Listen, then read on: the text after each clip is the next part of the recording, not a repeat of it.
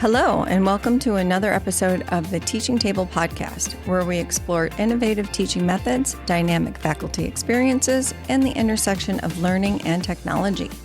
Hosted by the University of Buffalo's Office of Curriculum Assessment and Teaching Transformation, otherwise known as CAT, and supported by the Gentile's Excellent in Teaching Fund.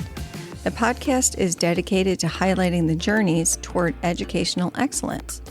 I'm Maggie Grady, a learning designer in CAT, and today we're diving into a topic that's crucial in today's educational landscape, reaching today's students.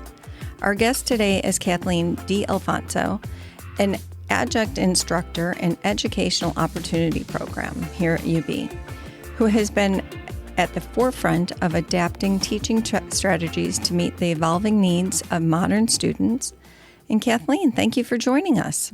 Thank you so much for inviting me to participate in this podcast. I look forward to sharing my experiences that I have about reaching today's students. Yay. So you're new to being an adjunct instructor, so still kind of studying and learning the craft. How do you think that that's prepared you to your current role and what you do? Well, I always reflect on how I learned best in the classroom and how I continue to learn best. And every time I approach a student, I ask myself, how would I have benefited from the same interaction? Mm-hmm. So I prioritize meeting students where they're at and trying to get a sense of what would make sense to them based on their lived experiences. Mm-hmm. Many students that I interact with aren't in my major, so I try to ask them questions to get to know them a little bit before I answer questions. Mm-hmm. I love that. I love that you're trying to meet them where they're at, which is super beneficial. So to start, I'd love to hear your thought on how today's students are different from those in previous generations. I know from this side of teaching and pedagogy, I see things are completely different, but I'd love to hear your perspectives. And then furthermore, what changes have you noticed in terms of their learning preferences, their motivations and their challenges, things that may be impacted or that their learning is impacted by? Yeah, well, I began interacting with students as faculty at the tail end of the COVID pandemic quarantine, and this is when students started transitioning back to in-person classes.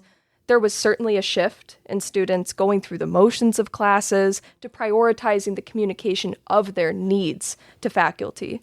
In terms of learning preferences, students are wanting to have material accessible at all times. They have been more vocal about needing to have these expectations communicated in more than one place. So how I do that in my classes is I develop a daily planner going over what topic we'll be discussing, readings they should do, assignments upcoming, and I color code based on the assignment. I have in every module recommendations for completing objectives on the website, so I give an order that I think would be best, maybe reading, attending lecture, doing the assignment.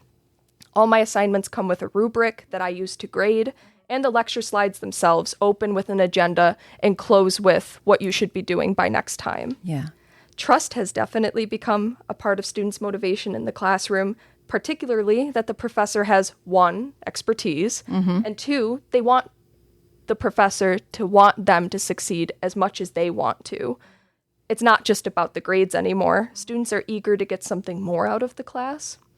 And the common challenges that I met with in the classroom are students being at different stages of skills, needed to learn this content. So a big one has been time management, including not only getting their assignments in by the due date, but also leaving enough time to reach out to ask clarifying questions. Many are unaware of different writing conventions, including how to write an email, how to approach an informal assignment versus a formal essay. And it has certainly been more hands-on, getting them invested in learning the ways that even active reading and taking notes are transferable skills outside the classroom. So do you have examples of all of those that you just mentioned? I'm assuming you do, right? Oh, of course. Yeah.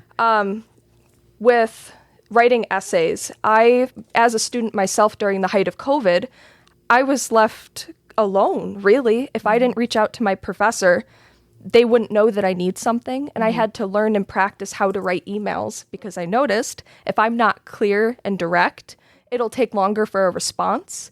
If I don't get to the point, like setting up an agenda for my meetings, we won't get through what I actually need to do. In terms of informal assignments, it was certainly a shift for me coming from undergraduate to graduate because we did more informal activities in undergrad, talking about I, me, my experiences, versus in grad school, they want to know, well, how does research apply to push literature forward? Right. And I feel like having these different approaches and different exposures for the student helps them realize between normative claims and ones that are really supported. Mm-hmm. Okay, so let's move on to that balance is very important, obviously. Along with creating a supportive environment, there's also the need to build student skills through course content. You kind of just mentioned some of those things and using those transferable skills and experiential learning, I heard you mention. So can you speak a little bit more about that? And what are some of your top tips for effectively incorporating skill building into your curriculum? Yeah, well, in terms of balancing firmness with empathy, I'm a really big advocate for emphasizing remaining goal-oriented. We often get caught in the details, and we don't focus on pushing ourselves forward. So I have clear expectations that I rule out with practical approaches on how to get there. The biggest challenge that I felt as a student was I didn't know how to meet the expectations, so I try to lay that all out. For instance, they have access to the rubrics I use to grade, as well as policies for lateness and regrading at the start of the semester. We have many open conversations. I establish my role in the classroom as someone both teaching content, but also how to achieve those best outcomes. I communicate their role as autonomous learners, where it's their responsibility to complete tasks according to the course schedule and timely let me know barriers to their success. I recognize that there are additional resources on campus that can support us achieve our goals. So that could be the Writing Center, the library, two sources I frequently use. Mm-hmm. But above all, I'm here for their learning, whether that be opportunities for growth or recognizing what they do well on. They're bright students who are capable of doing anything they put their mind to, and not meeting every single requirement in my class doesn't define their success as a student, nor how much they are capable of achieving. And I don't want to push my students through the class, and I don't, and I make that clear to them. They need to want their success as much as I do. Mm-hmm. So to try and really put that accountability on them, I reach out about 1/3 of the way through the semester to any students under a B-, and I remind them of their thoughts, their current grade, and our goals and expectations moving forward. And how are you identifying those students under the B-? UB Learns, I also put together an Excel sheet. When the classes get larger, it's hard to distinguish between numbers and quality. So every time I grade an assignment, I put into my Excel sheet if a student's turning in something late or if it's not turned in at all. So that way, when we go and sit down, I can see why their cumulated grade is that way. And of course, if they're raising their hand and participating a lot in class, sure, I can also acknowledge what they're doing good on. Mm-hmm. What other resources do you promote or do you offer? I talk about accessibility resources at the start of the semester. Mm-hmm. When I was teaching an education opportunity program this past summer, one of my students was falling behind the first week, and I sat and talked with them. They have dyslexia, and they didn't know that there was that extra resource available to them because it was their first time on campus. Sure. And I feel like I overlooked some of the skills building into my curriculum. I mentioned before our interview that I was a former general manager of Tim Hortons, and I'm always communicating to my students the ways that staff stood out to me on the team in a professional setting, so that way they can kind of look forward past school into their career. Mm-hmm. It was my team's ability to follow a schedule in the classroom that's coming to class on time, communicating to both different members of the team and to clients, and capitalize on integrating feedback. My ideal vision for leaders was not the all-star perfect worker all the time. It was someone that took every opportunity to grow graciously. And this is also true in the classroom. So I aim to multi-purpose the classroom resources that I give my students. So the daily planner I mentioned earlier is for students to be able to follow their set tasks, print it out, it's one page, but I use that as a grading schedule too. So I'm able to multi-purpose that for myself. At the start of the semester, I make cards for tips on how to be prepared for class, what to look out for in readings. And on the back, Carol gave me a list of motivation strategies that her undergraduate students felt were important. Mm-hmm. So I give that to my students, and I mention her students on the cards. Also, something really big in today's students is reaching each other And a lot of them are apprehensive to meet new people face to face. So I give out separate cards for icebreakers when you're meeting a new person, and on the back, respectful discussion reminders. And many students have told me that they use a lot of these materials in their real life situations. Oh, good. And with my assignments, I strive to create a community because it's not just learning from me, it's learning from each other, Right. learning from guest speakers. So my assignments feed into each other in different kinds of genres. They're informal assignment builds throughout the semester, beginning as a paper topic, building into a presentation, and each step of the way, I give them feedback. With their informal writing, the journal entry reads like a diary. Students take content from class and apply it to their everyday experiences. At the end of each lecture, I have them jot down 2 sentences about how the course content from the day relates to them, with the objective that they start thinking forward about something they will explore in their journal entry. So they practice communicating in 2 sentences and 300 words. And then for that community building again, I have integrated a component during class where they reflect with peers on material. This is newer for me. My students communicated they wanted me to do this, and it's been going wonderful so far. I have discussion board posts on Brightspace that build on these discussions they share in class, so they practice giving feedback and contributions in class and through responding to peers on their posts. So through this practicing and giving and receiving feedback, I encourage students to be mindful of all the potential social networks that can be found in this setting, not just myself, but peers as well. Yeah. I think peer learning is super important, and sometimes they listen to their peers a little bit more than you. So, Yes. which is fine. It's however you're going to learn, and as long as it's the right content, great. Let's let them do that. I find a lot of exceptional leaders in the classroom when they get excited to teach their peers something that Sure. maybe I didn't explain on the ground enough. They're like, I just heard it the other day. One of my students sitting in the front row, he said, "This is what she meant by this question. Here's an example of how to approach it." And the student was like, "I didn't think of it that way." And I was just like, yes. Yeah, great. That would be good. You could even have a conversation like that and say, I just overheard this. Does anybody have anything to add to that? And Yes. open that up to the class, and just that would get that conversation going and making them all feel valued and heard. I love builds it. trust. And builds trust. Exactly. Yes. Go ahead and talk. Go ahead. Because some of the students come in and they're not prepared to engage with the student or with the teachers. They're ready to just be a passive, sit and listen, and that's how their formative years were. So to come to an American kind of educational system where we want them to engage and we want them to talk, sometimes that's a little challenging. And, you got to just break those barriers down and say, it's okay. We want to hear your voice. Yeah, I taught plenty of students here that exact same scenario. And they looked at me and they said, "Well, you're the expert." And I said, "Well, yes, but I want to hear what you have to say about that." And they kind of looked at me and they go, "Really?" And I go, "Yes, I do. I think you have really good thoughts." It's important. It's super important. I agree with you on that. Okay, so looking forward, what do you see as the most important skills or attributes that educators need to develop to continue effectively reaching students in the future?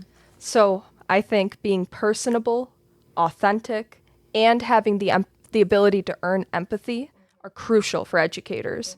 First and foremost, we are a team. The class cannot run without both myself and the students. So educators should enthusiastically come to help students learn. I constantly consider the qualities of my most impactful professors when reflecting on my approach. Regardless of the material, I share with the students my passions for the course. And this tends to vary because you don't get the same class every time. It could be the content, teaching in general, or sharing meaningful discussions. Being a teacher means that you yourself are in the pursuit of knowledge, so the whole team should prioritize growth over perfection. Educators are embarking on a journey alongside their students, so having adaptability is a great thing. We need to expect from our students what they expect in us, and that's taking initiative to adjust where we need to. Right. My courses look completely different from the first time I taught a class, and every semester they change drastically. So building empathy through earning trust is a big one. Take every opportunity to set a good example. This includes coming prepared to class, sending professional emails, and respectfully answering student questions and comments. I noticed students will try to emulate the educator's behavior. I had one student over the summer. He was asking questions every line of every PowerPoint slide. And I noticed that some of the students in the room were adjusting their positions in their seats. And when I answered the questions in the same way every time, no matter how frequent the questions were, of course, if it took up too much time, I reminded them that we have space to ask questions every other slide. But students emulated that. They were respectful in the small groups. Or even sending professional emails. My students do the kind regards now, or they open up with, "I hope you're doing well today." And it's really sweet to meet them where they're at, to where they feel comfortable sending that same kind of message. Mm-hmm. So a little pointer for you. Well, you're growing as an educator, and you're saying that you're reflecting on your teaching and you're changing your classes. Document all of that and put that in your teaching philosophy. They want to see all that. If you're going to go up for like tenure or anything like that, they want to see how you've grown. And that's a perfect way of doing it. So you can see where you've started, where you are now, and then reflect upon that. Keep going. And as you move on, you're going to go, oh my gosh, I used to do this, and learn from it. Yeah. So a little tip there. Thank you. You're welcome. I have to throw in AI. What's your thought on AI? Well, I let them know that what's important in the classroom is how the course material, the readings in the lecture, are playing into their assignment. So if they're going off the grid and using AI, they won't be getting the most out of the class, because I want to know what they are learning. If I'm unsure where they're coming from, I can't help them to the best of my ability. And I explained to them that's why we break up our big paper into 5 components, ending on that presentation. So I tell them, you can rely on me for feedback. Take my word, I will give you feedback to push you forward. And it's better to practice and be slow at first, because that builds efficiency. If you shortcut, you're going to become sloppy. Mm-hmm. I acknowledge media literacy is important. Ethically using AI makes sense if you're writing an outline before you transfer it in your own words. Being able to brainstorm ideas is a really good place for AI. But in terms of turning in the assignment, on my syllabus it says absolutely not, but they know they can come and ask me questions about it. Yeah, so they need to be authentic. So, okay, so speaking of course design, so we talked a little bit about that, but today's higher education landscape includes various course formulas, 2 weeks intensives, 5-week modules, and the traditional 15-week semester. How do you achieve practical scaffolding and maintain student engagement across these different formats? Well, I've definitely taught in all of those formats, in person, online. In designing these different formats, my approach centers on scaffolding and engagement. So I map out a daily planner to start with.